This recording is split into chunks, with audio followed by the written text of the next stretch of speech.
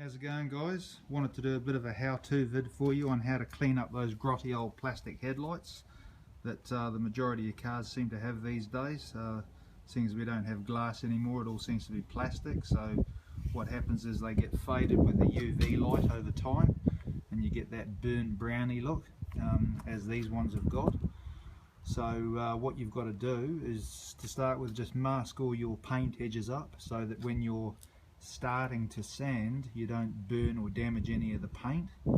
So just mask it all up as best you can, make sure it's all protected, and then what you do is you get your 2000 grit sandpaper and just very carefully go over that lens.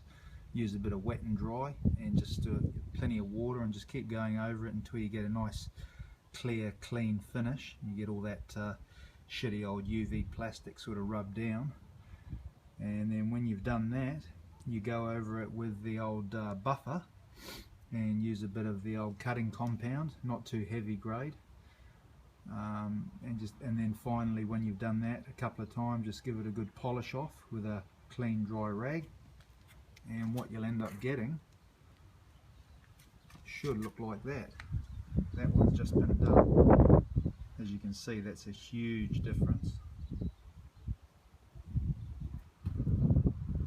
I'll just go back and show you the other light again for another comparison. So quite old and gnarly looking. Now what I'm using for polish is the old 3M 36060. That's like a pretty sort of a medium grade, I'm led to believe.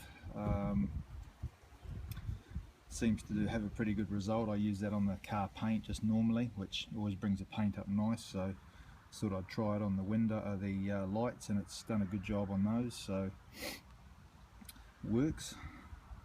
And for my cutter, I've just got one of the little old Ingersoll Rand air buffers. I've got the buffing pad on it at the moment, but just using the cutting pad when I'm actually cleaning the light, or buffing the light I should say. And yeah, just does a good job, and that's the result. Worth the effort. Thanks, guys.